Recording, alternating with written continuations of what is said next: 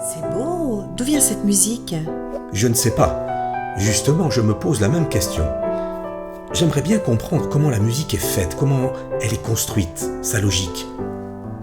Peut-être qu'à l'aide des mathématiques... Quoi? Tu veux dire qu'on pourrait réduire la beauté de la musique à une formule mathématique? Non, pas du tout. Mais je suis persuadé que les mathématiques peuvent permettre de comprendre certains aspects de la musique. Ça alors?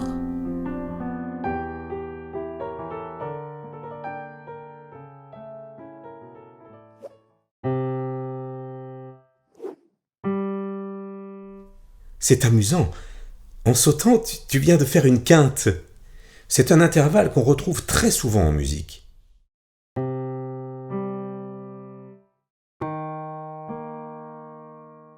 Ça te dit quelque chose, le début de cet air?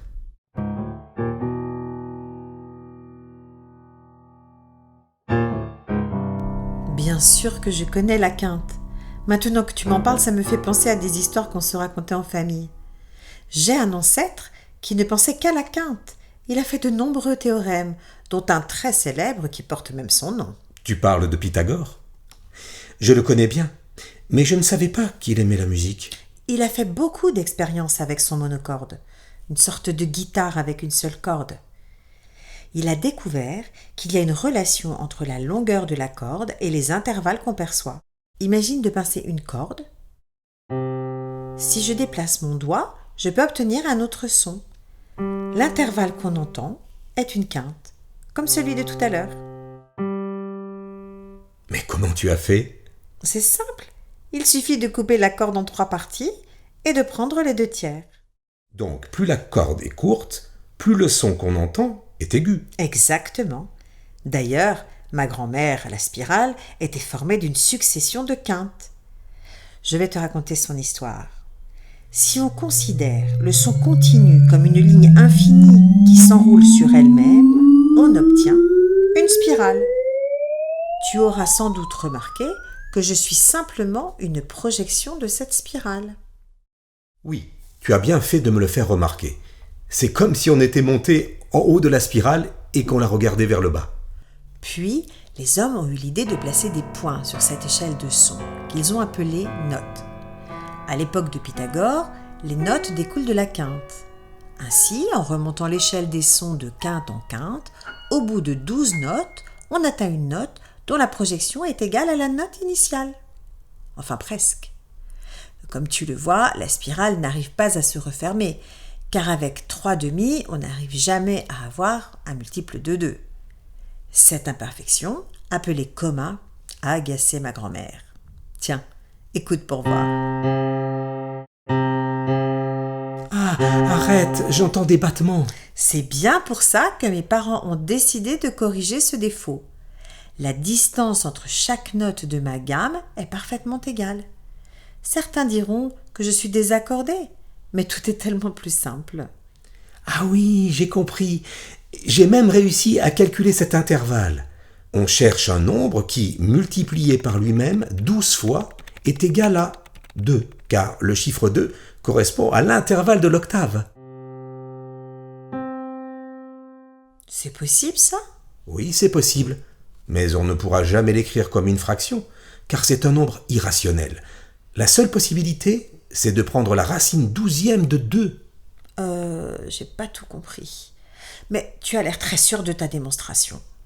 D'ailleurs, le piano avec son alternance de touches blanches et noires est construit selon ce principe.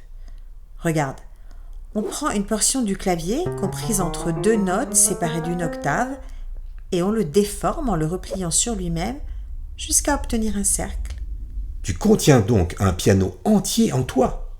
Maintenant, je comprends mieux ta personnalité, Madame Cercle. Plus que ça, si on joue plusieurs notes en même temps, un accord donc, elles apparaîtront comme 3 points dans le cercle.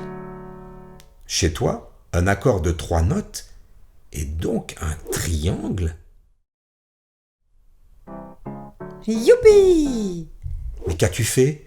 Les notes de ton accord ont changé, mais pas le type d'accord. Ah, je vois. Ce que tu viens de faire, c'est une transposition. Eh oui, chez moi, les transpositions musicales sont des rotations.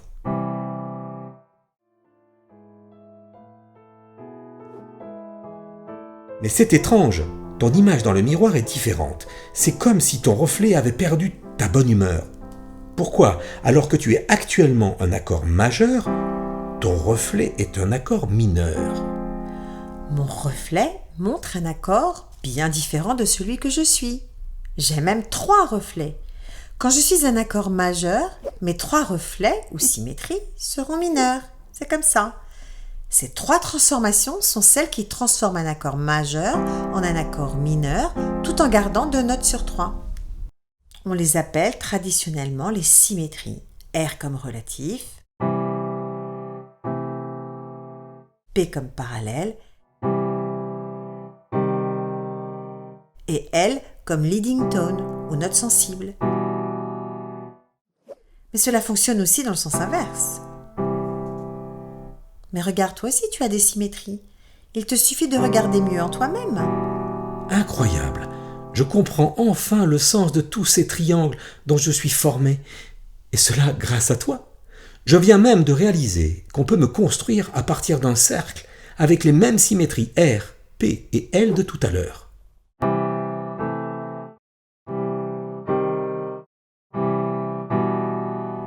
Il suffit ensuite de répéter le même procédé jusqu'à remplir le plan avec des triangles majeurs et mineurs.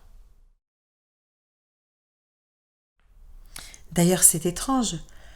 Lorsque l'on joue une petite mélodie formée des notes consécutives, chez moi, le parcours paraît logique et ordonné. Mais toi, tu as une drôle de façon de t'organiser, non? Pourquoi es-tu comme ça? Et d'où viens-tu d'ailleurs, monsieur Triangle? D'accord, je vais te raconter mon histoire. Tout d'abord, je me permets de te corriger, je m'appelle Tonets, ce qui signifie réseau de notes. On m'a souvent parlé du mathématicien qui m'a conçu. Il s'appelait Léonard Euler. Et il s'intéressait beaucoup à la musique. Comme Marin Mersenne d'ailleurs, père de la combinatoire, qui voulait calculer toutes les mélodies à partir du cercle. Figure-toi que moi je suis né d'un problème musical. Euler, inventeur de la théorie des graphes, voulait trouver le moyen de passer par toutes les tonalités sans répéter 2 fois le même accord. C'est d'ailleurs ce qui lui a permis de résoudre le problème des ponts de Königsberg. Alors il invente un modèle dans lequel il dispose les tonalités dans un plan pour ensuite trouver un chemin qui les parcourt toutes. Un peu comme fait le cavalier aux échecs, tu vois ? Oui, bien sûr. Avec son mouvement en L, il peut parcourir toutes les cases et revenir au point de départ sans repasser 2 fois par la même case. Savais-tu qu'on peut jouer à ce jeu dans le cercle aussi? Essaie donc. Avec le 1, ça fonctionne, mais pas avec le 2. Ni le 3, ni le 4, et le 7, ça fonctionne. Et je sais même pourquoi. C'est parce que c'est le cycle des quintes. C'est bien ça. Il y a de l'algèbre combinatoire en moi. Eh bien moi, j'ai même de la topologie. D'ailleurs, lorsque je m'adresse aux musiciens, je ressemble à un plan, comme tu me vois actuellement. Mais lorsque j'ai affaire aux mathématiciens, je prends une portion de moi-même, je m'étire un peu, puis je réalise un numéro de contorsion en me repliant dans ce sens-là, puis dans celui-là, et hop, je deviens un tore. Incroyable, on dirait une bouée. Tu es donc aussi un objet en 3D. D'autres matheux, les plus écolos, préfèrent me modeler autrement et me faire prendre la forme d'un pavage hexagonal. Je deviens alors un véritable nid d'abeilles. Figure-toi que moi aussi j'aime les hexagones. J'ai même une horloge interne qui permet de les visualiser facilement et de les jouer. Trop fort. Ta structure permet de représenter à la fois les accords et les rythmes. Le temps est donc cyclique en toi. Tu as de la chance, car moi, je ne comprends rien au temps. Eh bien, entraîne-toi. Je te donne un polygone et il faut arriver à jouer le rythme correspondant.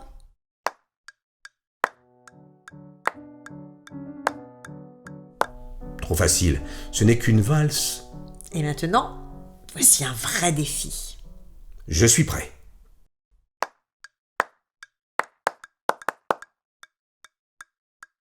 Je vois bien de quoi il s'agit. Cette forme correspond aux touches blanches du piano. Mais je n'y arrive vraiment pas. Peut-être que vous qui regardez cette vidéo vous y arriverez mieux. Essayez donc. Allez, je vous aide.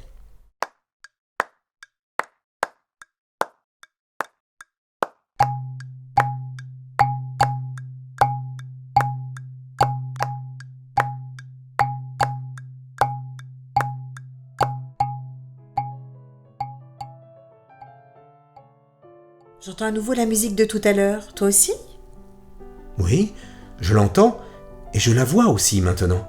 Je vois les formes et les couleurs de la musique, ses multiples trajectoires dans le plan, ses symétries et toutes sortes de transformations géométriques. Tout ça montre bien que l'on peut écouter la musique différemment. D'ailleurs, vous pouvez l'expérimenter vous-même sur cet environnement en ligne. Bon voyage dans la galaxie des espaces mathémusicaux.